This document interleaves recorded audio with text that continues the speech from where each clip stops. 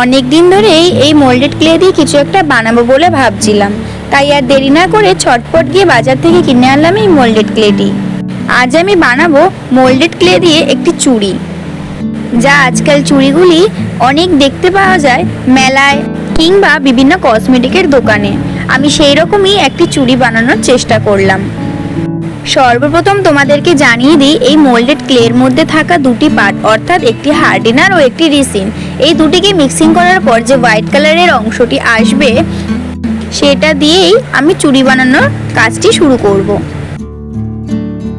দুটি ক্লেকে আমি একসঙ্গে নিলাম ও নিয়ে ভালো করে এটিকে আগে মিক্স করে নিলাম।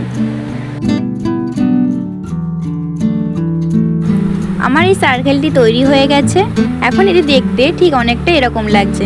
প্রথমেই জানিয়েছিলাম এটি অনেকটা দেখতে হোয়াইট কালারের মতন আসবে। সার্কেল হয়ে যাবার পর আমরা এটা হাত দিয়ে বেলে খানিকটা বড় করে নেব।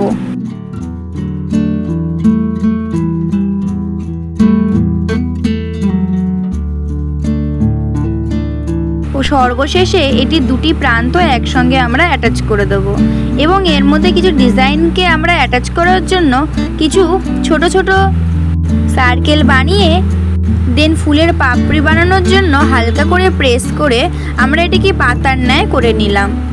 যেহেতু ছোট তাই একটু বানাতে আমার প্রবলেম হচ্ছিল। এটা হয়ে যাবার পর আমরা এই চুড়িটার মধ্যে এটাকে অ্যাটাচ করে দেবো।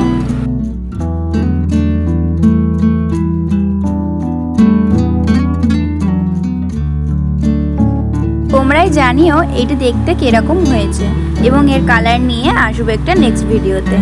আজকের জন্য এইটুকু, টাটা।